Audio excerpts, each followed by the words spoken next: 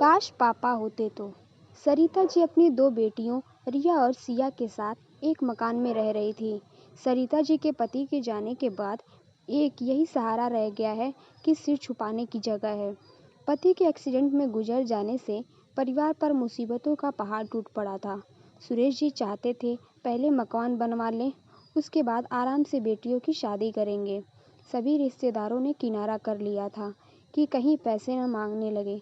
कहने को पीछे पूरा परिवार था। सुरेश जी के बड़े भाई और छोटे भाई ने मिलकर जैसे तैसे 13वीं तक का समय साथ रहकर गुजारा। 13वीं के अगले दिन वे सब चले गए। अब सरिता जी अपनी बेटियों और इस टूटे हुए मकान के साथ रह रही थी। एक दिन रिया घर आई तो सरिता जी ने उसे पानी दिया और पूछा, बेटा कहीं बात बनी क्या? आप चिंता न करें मम्मी, कहीं ना कहीं काम मिल जाएगा। सरिता जी कहती, बेटी मैं तुझे पढ़ाना चाहती हूँ, लेकिन क्या करूँ? तुम दोनों से एक ही पढ़ सकती है। रिया कहती है, मम्मी सब ठीक हो जाएगा, मैं नौकरी ढूंढ रही हूँ ना। वैसे आज चाचा जी मिले थे, वो कह रहे थे कि घर आएंगे, कुछ ज़रूरी बात करनी है। कुछ देर बाद रिया के चाचा घर आ गए।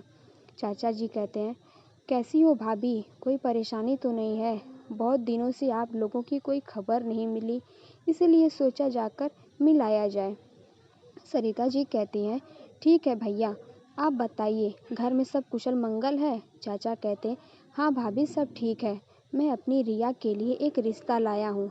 मेरे साले का लड़का है, गांव में बहुत ज़मीन है, लड़के का अपना काम है, गांव में ज़मींदारी है, कई बीघे खेत में फसल होती है, नौकर चाकर सब लगे हैं। सरिता जी कहती, लेकिन उसकी तो शादी हो चुकी थी ना। चाचा जी कहते हैं, अरे भाभी वो तो लड़की मक्कार निकली, 5 महीने भी नहीं रुक पाई, लालची थी, बहुत पैसा और ज़मीन लेकर पीछा छोड़ा है। सरिता जी कहती, लेकिन मैंने तो सुना था वह पीकर उसे मारता था, क्या इसीलिए छोड़ गई?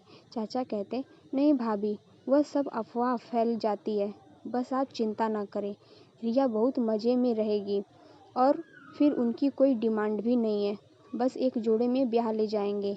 सरिता जी कहती, भैया यह क्या कह रहे हो? कहाँ रिया और कहाँ वो लड़का, दोनों में कम से कम 10 साल का अंतर है और ऊपर से दूजिया। तभी रिया बाहर आई। रिया कहती, चाचा जी पापा को गए 6 महीने हो गए, तब से तो आज पूछने नहीं आए, आज आए भी हो तो ऐसा रिश्ता लेकर, मुझे नहीं करनी ऐसी शादी। सरिता जी कहती, रिया तू अंदर जा, मैं बात कर रही हूँ ना। चाचा जी कहते, वाह भाभी, खूब जबान खुलवा रखी है बेटियों की, भलाई का तो ज़माना ही नहीं है, बिना पैसे कौन करेगा शादी? भाभी मैं चलता हूँ, सोच के बता देना। उसके जाने के बाद सरिता जी रिया पर बरस पड़ी। सरिता जी कहती, तुझे पता है बिन पैसे कैसे शादी होगी? सही तो कह रहे हैं तेरे चाचा, शादी नहीं करनी न सही, पर जबान तो मत चला। रिया कहती, मम्मी अगर मैं शादी करके चली गई तो तुम दोनों का क्या होगा? सिया को पढ़ना है, मुझे कुछ दिन में नौकरी मिल जाएगी और समय आने पर शादी भी हो जाएगी। 2 दिन बाद सुरेश जी के बड़े भाई का फ़ोन आया। ताऊ जी कहते, रिया ये मैं क्या सुन रहा हूँ, तूने छोटे के लाए रिश्ते को ठुकरा दिया, अपनी माँ से बात करा। रिया ने फ़ोन मम्मी को पकड़ा दिया। सरिता जी कहती, नहीं भाई साहब, ये तो बच्ची है, इसे खूब डांटा मैंने। दरअसल मैं सोच रही थी कि उस लड़के की शादी पहले हो चुकी है और शराब भी बहुत पीता है, कोई और हो तो बताना। ताऊ जी कहते, चलो रिश्ता तो मैं बता दूंगा, लेकिन ये बताओ शादी में कितना खर्च करोगी? सुरेश को छोड़ के रखा गया है?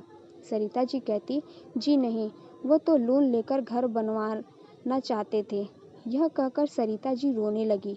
ताऊ जी कहते, इसीलिए कह रहा हूँ जैसा रिश्ता मिल रहा है कर लो। मैं रविवार को उन लोगों को बुला रहा हूँ, साथ में मैं भी आऊँगा। रविवार को सभी लोग आ गए, उन्हें जलपान कराया गया। चाचा और ताऊ जी ने मिलकर रिश्ता पक्का कर दिया। गुंजन और मेघना जी की आवाज़ दबाकर सबने अपनी ओर से ही हाँ कर दी। लड़के वाले बहुत सारे कपड़े, मिठाइयाँ और सोने के गहने, साथ में नकद 2 लाख रुपए दे गए। उनके जाने के बाद रिया ने अपने आप को कमरे में बंद कर लिया। बहुत मुश्किल से दरवाज़ा खोला। सरिता जी और सिया भी रो रही थी। रिया कहती, मम्मी काश पापा होते तो कम से कम हमारी पसंद का ख्याल तो रखते। सरिता जी कहती हैं, मुझे ऐसा लग रहा है जैसे तेरा रिश्ता तय नहीं हुआ, बल्कि तुझे बेच दिया है। तभी पीछे से आवाज़ आई, कौन बेच सकता है मेरी बहन को? तीनों ने पलट कर देखा तो ताऊ जी का बड़ा लड़का सोनू खड़ा था। सोनू कहता, क्यों चिंता करती हो चाची? मेरे रहते ये रिश्ता नहीं हो सकता। अभी अभी पापा से लड़कर आ रहा हूँ। और रही बात चाचा की, तो ये शगुन का सामान कल उनके मुंह पर मार कर आऊँगा। तुम चिंता मत करो, मैं भी इस घर का बेटा हूँ। सरिता जी को जैसे हिम्मत मिल गई। सोनू ने उनके पैर छुए, तभी दोनों बहनें रोते हुए उससे लिपट गई। सोनू ने कहा, मैं आज ही आया तो पता चला रिया का रिश्ता पक्का हो गया। मैं बाहर रहता हूँ तो क्या हुआ, मुझे बताना ज़रूरी नहीं समझा चाची? एक फ़ोन तो करती। अपने आप को इतना अकेला क्यों समझ रही हो? सरिता जी कहती, बेटा मैंने आज तक इस घर में ज़बान नहीं खोली, लेकिन आज तेरी बातों से हिम्मत आ गई। सोनू कहता है, चाची चिंता मत करो, मेरी दोनों बहनें पढ़ेंगी, कल से कॉलेज जाना और इस घर में बनवा दूंगा, फिर ठाठ से शादी करेंगे।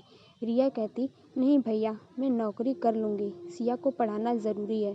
सोनू कहता, नहीं बड़ी बहन, बड़ों की बातें छोड़, मेरी इतना कमाने का क्या फ़ायदा? मेरे घर वाले गरीबी में गुजारा करें।